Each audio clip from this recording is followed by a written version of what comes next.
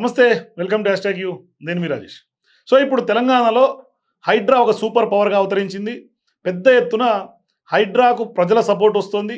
మరోవైపు రేవంత్ రెడ్డి ఏదైతే ఈ హైడ్రా పేరుతో ప్రజల ఆస్తులు, ప్రభుత్వ ఆస్తులు, మరోవైపు ప్రజలకు ప్రకృతి వనరుగా ఇస్తున్నటువంటి చెరువులైనా, కుంటలైనా, నాలాలు వీటన్నిటికి కూడా గత కొన్ని ఏళ్లుగా కబ్జా కోరల చెర నుంచి బంధ విముక్తులు చేసే ఒక బృహత్తర కార్యక్రమానికి రేవంత్ రెడ్డి తెరలేపాడు. సో దీనికి ప్రజల నుంచి అపూర్వ స్పందన వస్తుంది.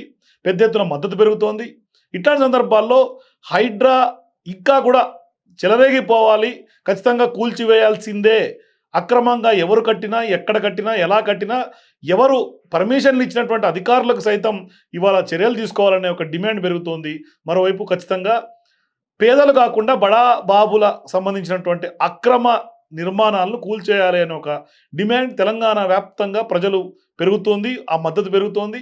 మరోవైపు ఇది కేవలం హైదరాబాద్కో లేకుంటే జిహెచ్ఎంసీ పరిధికో లేదంటే కనుక ఔటర్ రింగ్ రోడ్ లోపల ఉన్నటువంటి పరిధి కాకుండా దాని పరిధిని పెంచాలి అన్న ఒక డిమాండ్ కూడా ప్రధానంగా ఇవాళ వినిపిస్తుంది. సో ఇట్లాంటి సందర్భాల్లో సహజంగానే బీజేపీలో ఇప్పుడు గందరగోళమైనటువంటి వాతావరణం ఏర్పడింది.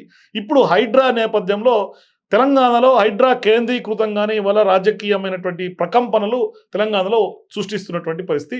వాస్తవానికి ఒక రాజకీయంగా హైడ్రా అనేక విమర్శలకి, ప్రతి విమర్శలకి కేంద్ర బిందువుగా మారుతోంది.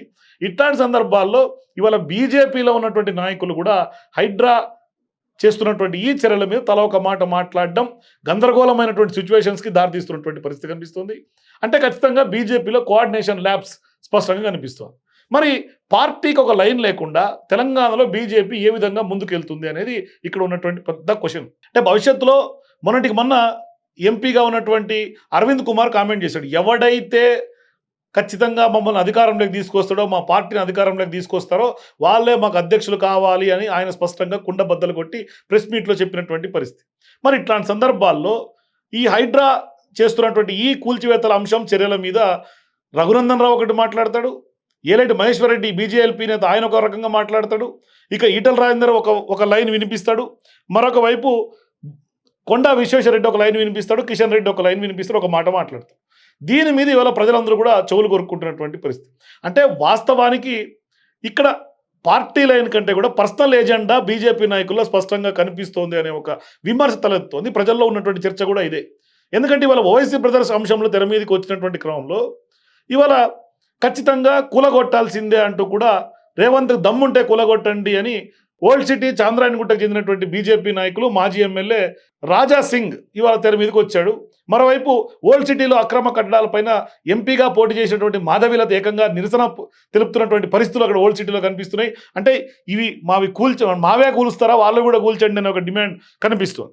మరి ఇట్లాంటి సందర్భాల్లో కొండా విశ్వేశ్వరరెడ్డి మాజీ ఇప్పుడు ప్రజెంట్ ఎంపీగా ఉన్నటువంటి ఆయన కూడా నిన్న ట్విట్టర్ వేదిక ద్వారా ఒక పెద్ద ఎత్తున పబ్లిక్ పోల్ నిర్వహించాడు. దాదాపు 24 గంటల పాటు పోల్ పెట్టాడు. ప్రజల అభిప్రాయం ఆయన సేకరించాడు స్వయంగా. దాదాపుగా 10,000కు పైగా లైకులు, కామెంట్లు వచ్చాయి. ఆ కామెంట్ల ఆధారితంగా హైడ్రాన్ ట్యాగ్ చేస్తూ ఆయన ఒక ఒపీనియన్ చెప్పాడు, బాధ్యులపైన చర్యలు తీసుకోండి, ఎవరైతే బడాబాబుల మీద కూల్చివేస్తే ప్రాబ్లం లేదు, కాకపోతే ఎవరైతే సామాన్యులు ఈ వ్యవహారంలో తెలియకుండా ఇబ్బంది అంటే బిల్డర్లు అక్రమంగా పర్మిషన్లు తీసుకొని మా పర్మిషన్లు ఉన్నాయని చెప్పి ఆ కాగితాలు చూపించి ఏదో మిడిల్ క్లాస్ ఫ్యామిలీస్కి కనుక ఇల్లాలు, అపార్ట్మెంట్లు అమ్మేసి ఇవాళ బిల్డర్లు ఆ బడాబాబులు చేతులు దులుపుకొని డబ్బులు చేసుకొని ఇక్కడి నుంచి వెళ్ళిపోయినటువంటి సందర్భంగా బాధితులుగా ఉన్నటువంటి అట్లాంటి మధ్యతరగతి కుటుంబాలకి ఖచ్చితంగా ప్రభుత్వం ఆదుకోవాల్సినటువంటి అవసరం ఉంది. కూల్చివేతలు ఆయన సమర్థిస్తూనే బాధితులకు న్యాయం చేయాలి.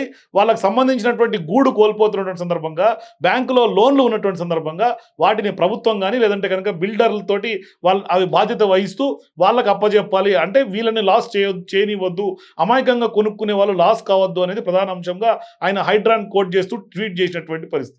మరొకవైపు ఈటల రాజేందర్ ఏమంటాడు, ఈటల రాజేందర్ హైడ్రా ఒక హైడ్రామా, ఇది కేవలం రాజకీయ కక్షాదింపులో భాగంగానే చేస్తున్నారు, మరోవైపు ఇది బడాబాబుల విషయంలో చేస్తే పర్లేదు కానీ పేదలు దెబ్బతినొద్దు అనేది ఈటల రాజేందర్ యొక్క వర్షం. ఇక రఘునందన్ రావు ఆయన హైడ్రాను ఖచ్చితంగా కూల్చివేతలు సమర్థిస్తూనే ఎన్కన్వెన్షన్కి సంబంధించినటువంటి హైకోర్టు ఇచ్చిన దాన్ని కూడా ఆయన తప్పుపట్టాడు, హైకోర్టు తీర్పుని ఏకంగా తప్పుపట్టాడు. మరోవైపు మరుసటి రోజు ఏమన్నాడు, హైడ్రామా అని చెప్పినటువంటి పరిస్థితి.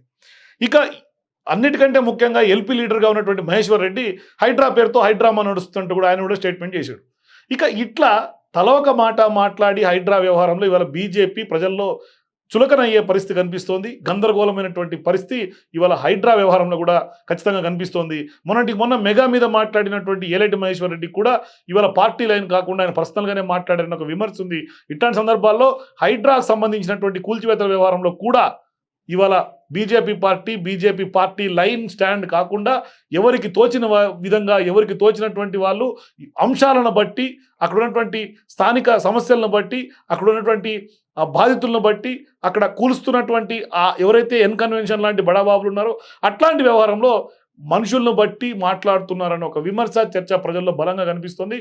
చూద్దాం హైడ్రా దూకుడు ఈ విధంగానే కొనసాగితే బీజేపీలో మరింత అలజడి సృష్టించే అవకాశం ఉంది. వాస్తవానికి అయితే హైడ్రా ఇవాళ ఓవైసీ బ్రదర్స్ని బీఆర్ఎస్ పార్టీ నాయకుల్లో అయితే ఒక గుబులు అలజడి సృష్టించింది.